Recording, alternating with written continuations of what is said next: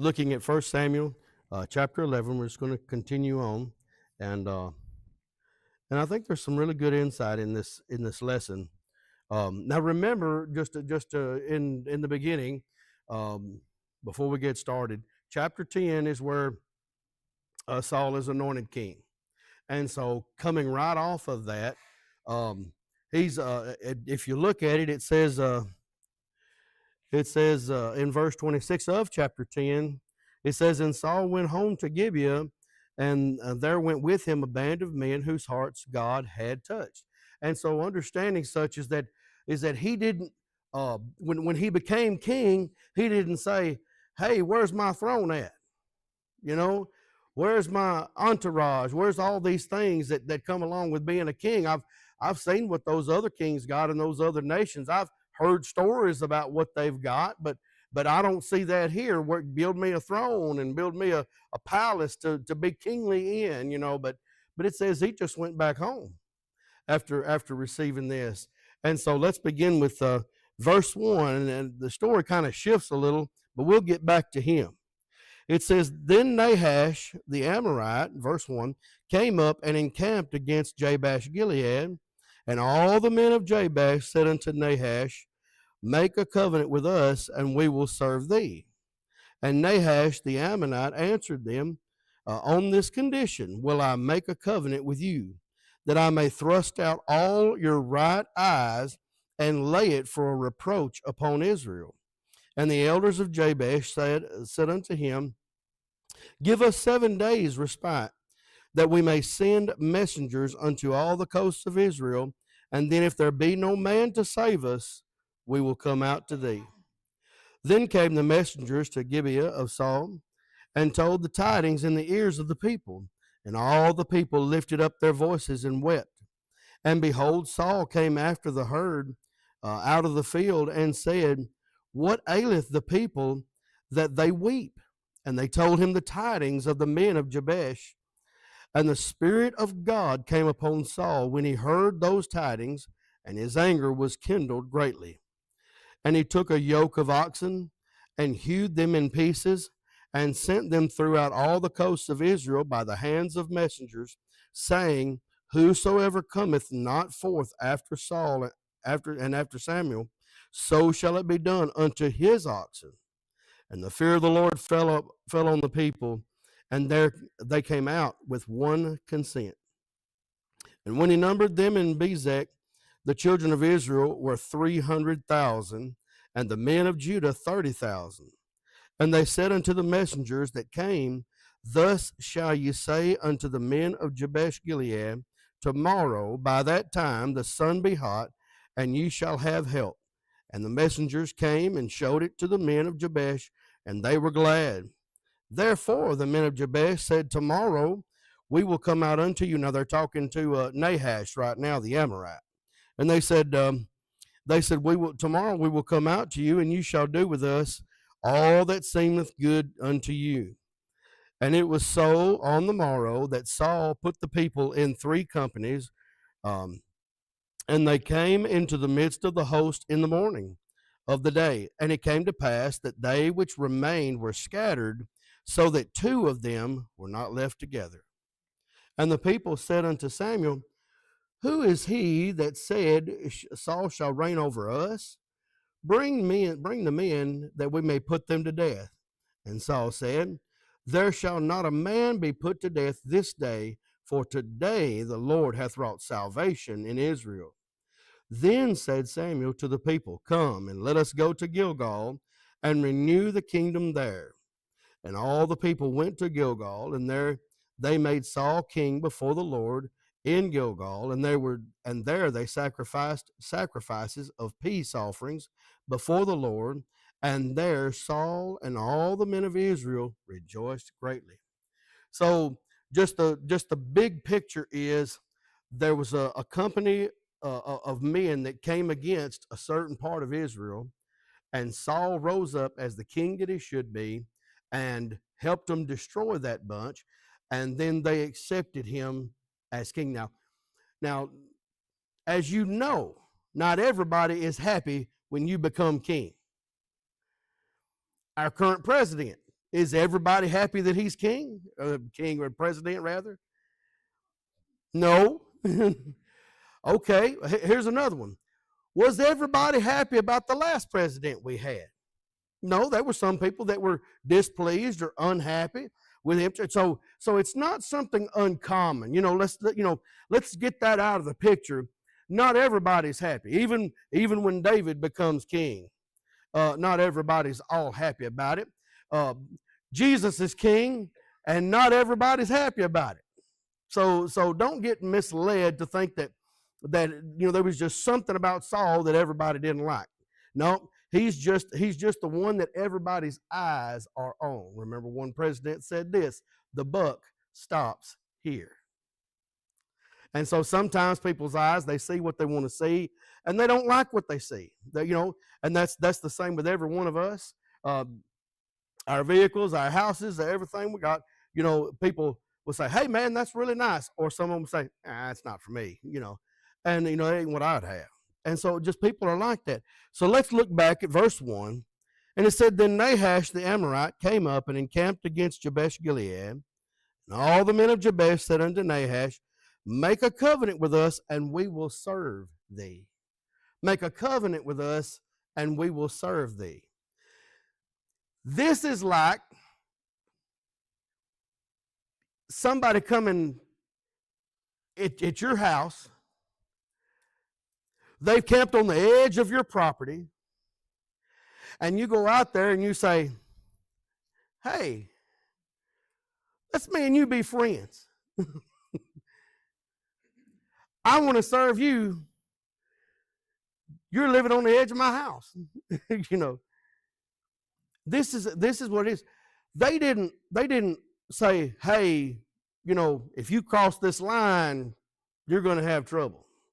If you come on into our land, this is our land. This is what God has given to us." And so understand first, sometimes we in ourselves will let things come in that don't belong. Don't belong. And we'll even make agreement with them. Let me just bring it down to you. We got some friends and family members and people we know. It happens at the workplace every day.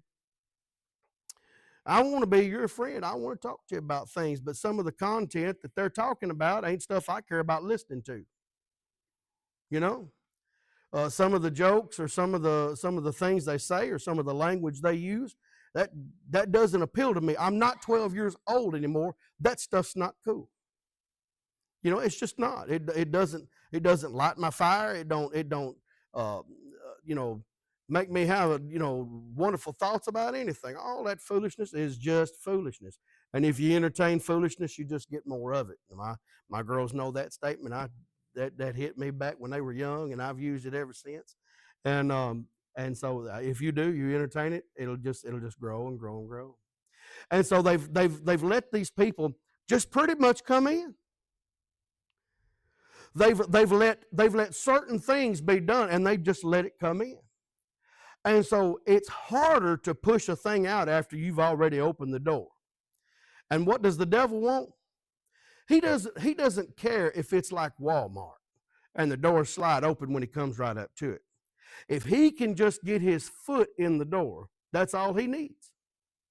That's all he needs. He's going to flood it with everything he's got.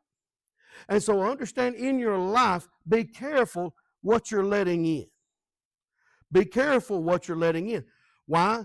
Because it come to a point with these people, they said, instead of being in conflict with you, we'd rather serve you. Not God. Not what's right. Your convictions still have to be your convictions at the end of the day. And if they don't stand up, if they don't hold water, if they don't keep the flood out, then what was my convictions worth anyway? If I say I'll not go this far, but then I turn around and go that far, you've got to be careful. And so they've just said, hey, instead of the conflict, let's just be friends. We're going to serve you on our own land, and this is our terms. But what does he say? And Nahash the Amorite answered them, verse 2, on this condition will I make a covenant with you, that I may thrust out all your right eyes and lay it for a reproach upon all Israel. So not only does he want to rule them in that area, but he wants to make a mockery of them in that area. Now that's a whole other thing. Not only do I want to set my tent up here in your house, but and use you as a servant, but I want to make you look bad for everybody else. That is my intent and goal, is to make you look bad. And so we've got to be, we think that sin doesn't have a price sometimes because the lightning didn't strike us when we first entered into it. But it slowly erodes and eats away at every part of us that there's nothing left. I become a servant to it when I let it in my life and let it continue to stay. Instead of saying, God, I messed up, I apologize. I repent before you. Clean me up, Lord. Clean me up. If we don't, that thing will just fester. It will take over. Look at the life of David. You know, when he sins with Bathsheba, what does he have to do? He has to cover it up. And then he has to cover it up. And then he has to kill her husband. And then he has to bring her in the house. And all these things. And he has to continue to cover up and hide. But his sins found him out. Because he wouldn't deal with it with God, God dealt with it with everybody else.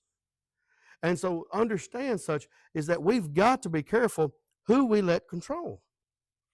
And it says in verse 3, and all the elders of Jabesh said unto him, give us 7 days respite, give us a pause in a period of time, that we may send messengers unto all the coasts of Israel, and if there be no man to save us, we will come out to thee. Give me 7 days, and if nobody's going to be there with us, we'll just go ahead. I mean, we'll just give in completely. There have been times, maybe in your life, there have been times in a lot of people's lives, there may be people that you have known that used to go to this church, may still go to this church, but you have seen them fall in a snare and continue to have unforgiveness for themselves, have bitterness toward God, and not get back up.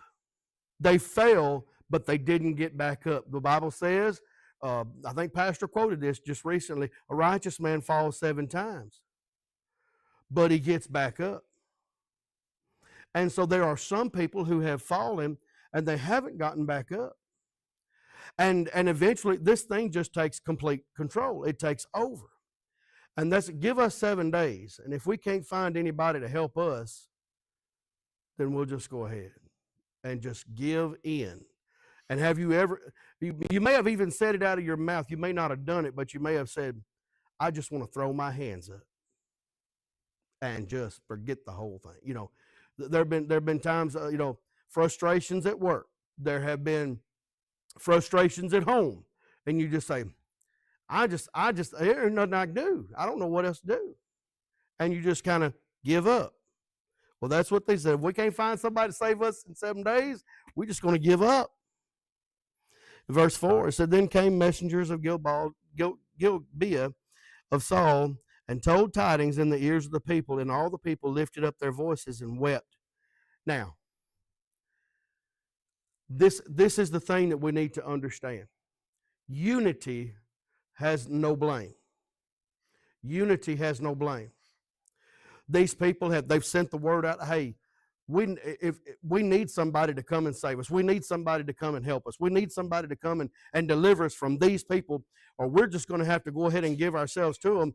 We're going to lose part of our country, you know, giving ourselves to these people. And so what does it say the people did? They all wept. They all felt so sorrowful. They didn't say, that's what you get for acting that way. That's what you get for letting them in. Have you ever heard that? That's what you get. My grandfather would say in no certain way, if you mess in it, you'll get it all over you. Right? And so that's what some people would have said or boasted. I wouldn't have let them do that. I wish they'd have come over here and said that to me, you know, and I would have fixed that pretty quick, you know. But they didn't. They came together. They wept. This is not a time for pointing the fingers, laying the blame. You're a weak bunch, you know, and all this stuff. No, they were sorrowful for them. And when somebody's hurting in the church, are we sorrowful for them? When somebody needs a healing, when somebody needs a help, when somebody needs something, are we just saying, well, that's what they get from the life they're living? Or do we say, man, I hate that sister, that brother is going through that. They may have made the mistakes. I've made mistakes. I needed God's help and a couple of friends to get me back up. Why can't I be there for somebody? You know, it's a lot easier. It's a lot easier when somebody will reach down and grab hold of your hand and help you back up instead of pushing you down. But that's what they did. They said they lifted up their voices and wept.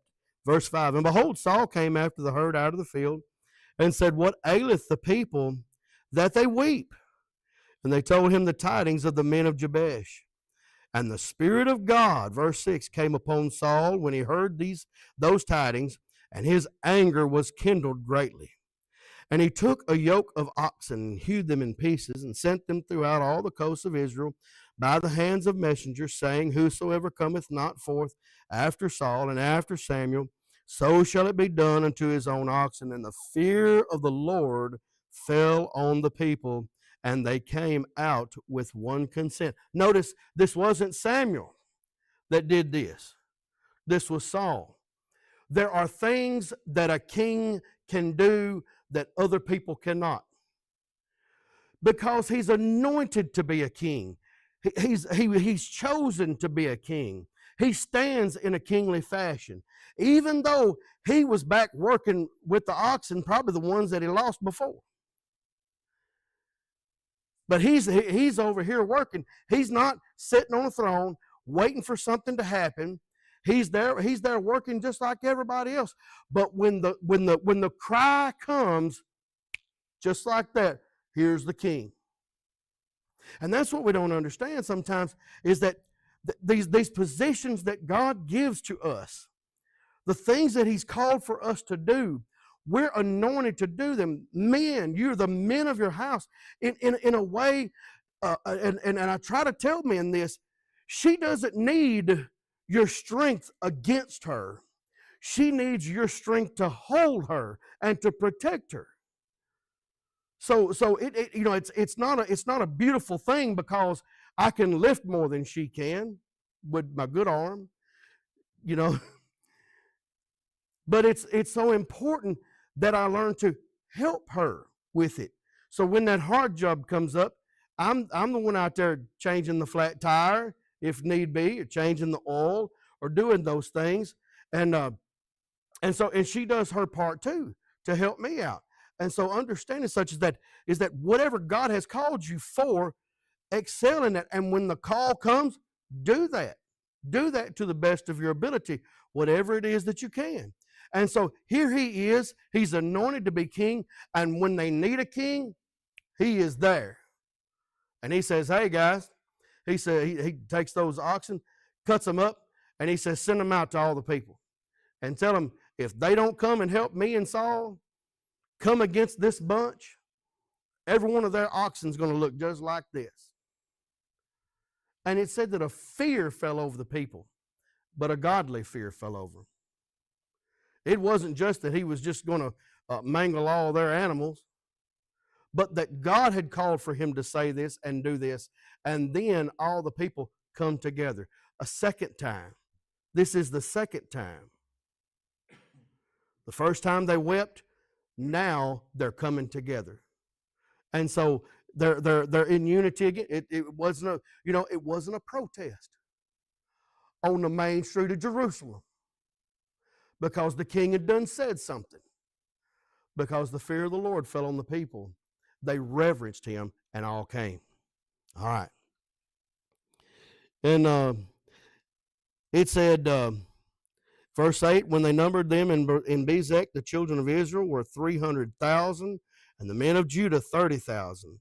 And they said unto the messengers that came, thus shall ye say unto the men of Jabesh Gilead, tomorrow by that time the sun be hot, ye shall have help.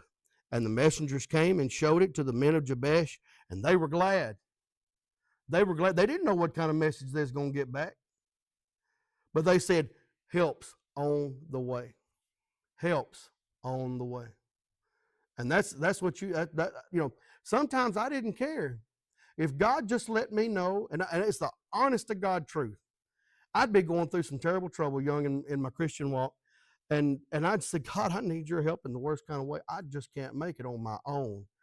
I didn't know that I'd never be able to, that I'd always need him. But I didn't know it then, and I said, God, I just need you right now.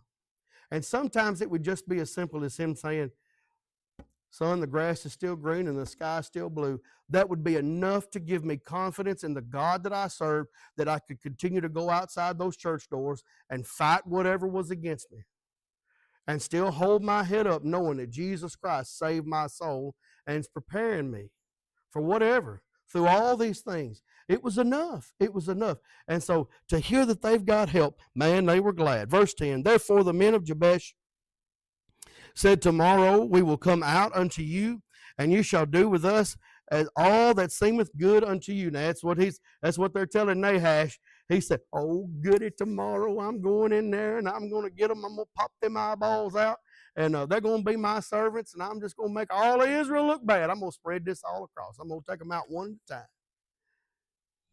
a time. He's ready to go. Verse 11, and so it was on the morrow that Saul put the people in 3 companies, 3 different divisions, and they came into the midst of the host in the morning watch and slew the Amorites until the heat of the day. And it came to pass that they which remained, that's of the Amorites, were scattered, so that 2 of them were not left together. They wasn't even me and my best buddy together running out for our lives. They was one going this way and one going that way and the other. And that was all that was left. Verse 12. And the people said unto Samuel, who is he that said, shall Saul reign over us?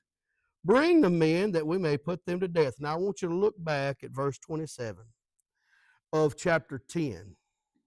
Verse 27 of chapter 10. And this is what some people said. But the children of Belial said, and I looked that up, and it just says worthless. Just worthless. Children that were worthless.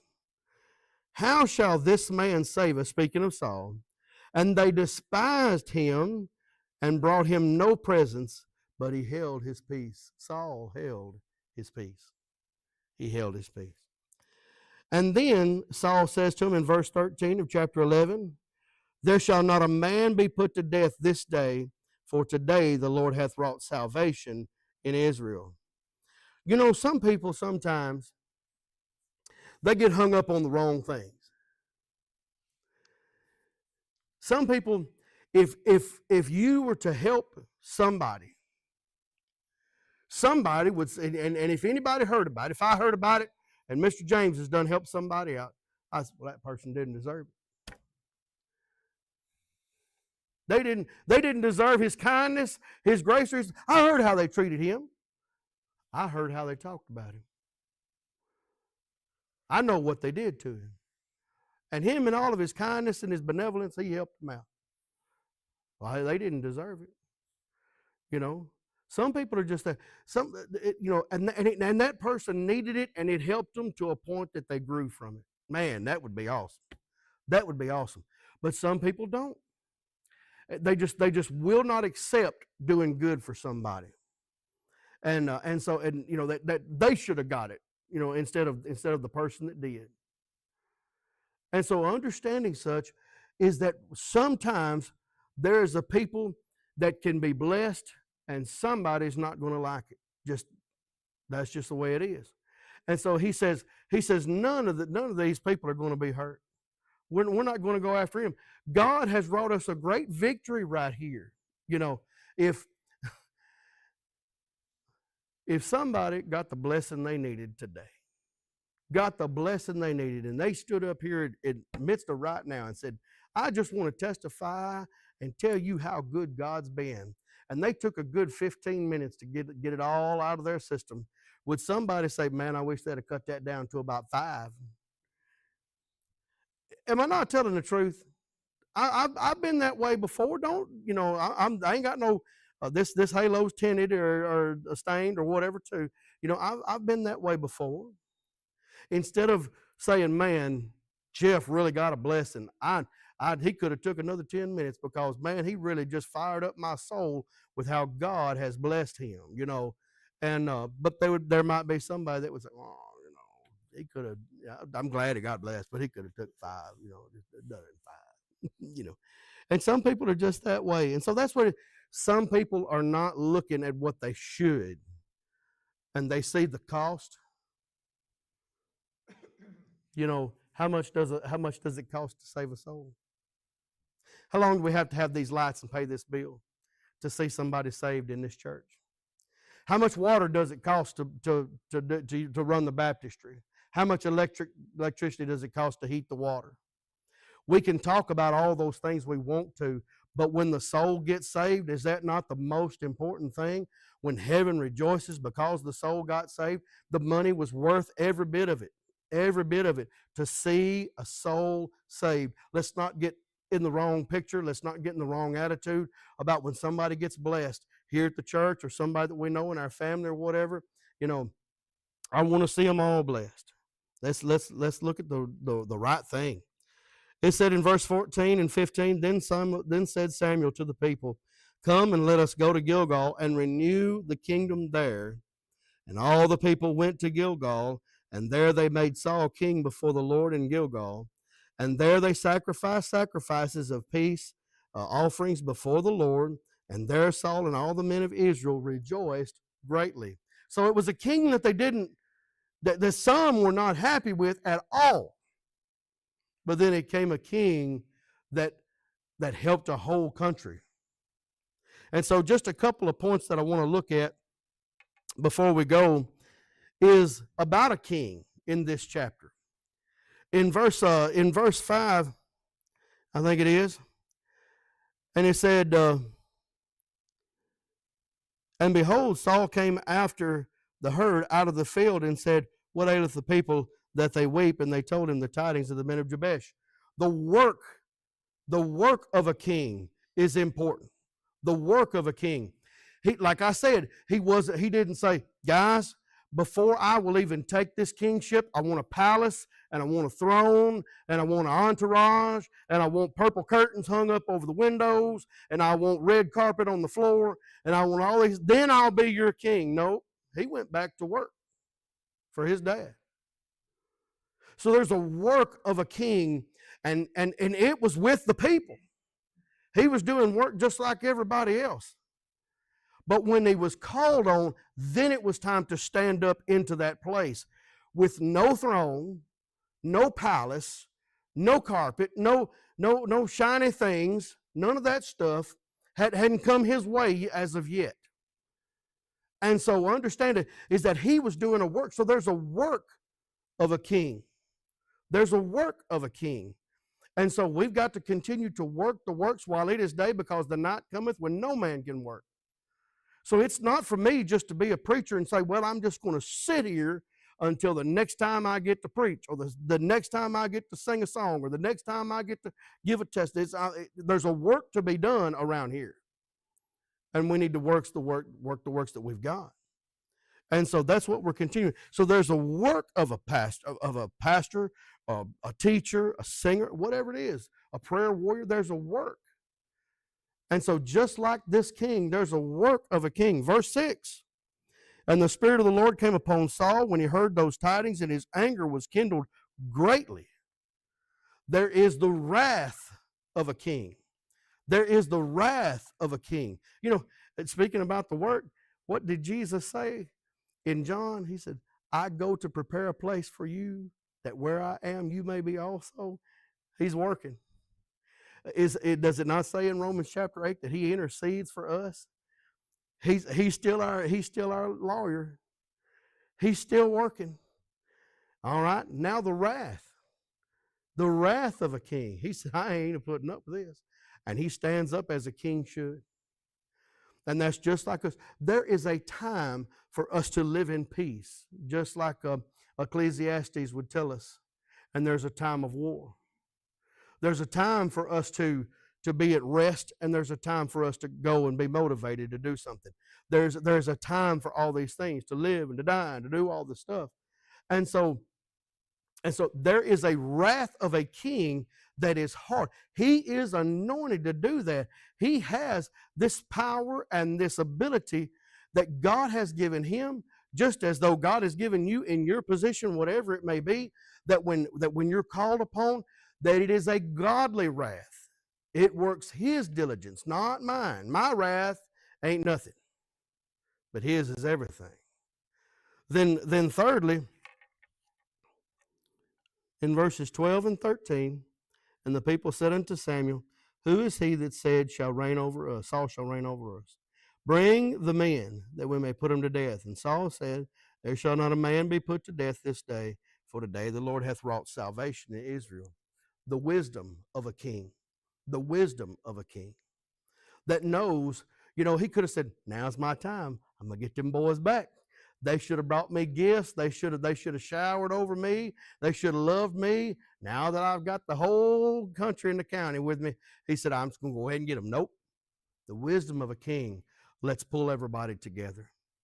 Let's rejoice in what God has done. And so there's the work, there's the wrath, there's the wisdom in one chapter that we need to continue to hold on to. What has God given you, and what has God put in your charge today? Your household, your family, your friends, your workplace. What is he giving you? Operate in what he's given you. Don't keep your eyeballs on something else. Keep your eyeballs on what God has made you responsible over. Work the works that you're supposed to do. The wrath, let it be godly. Don't let it be yours. And the wisdom, let God lead, guide, and direct you. That we don't kill people, but that we heal people. This is a hospital. Let's do that. Let's bow our heads. Father, we thank you for your love and your mercy and your grace today. We thank you for all that you've done for us. We thank you for these needs that we've lifted up before you, and we know that you're making a change in them. Father, we ask that you would bless the hearer and the doer of your word. Continue to keep us safe and bring our pastors back to us safe and without harm, that we may see them, hold them, love them, listen to them again, God. And we thank you for it all in Jesus' name.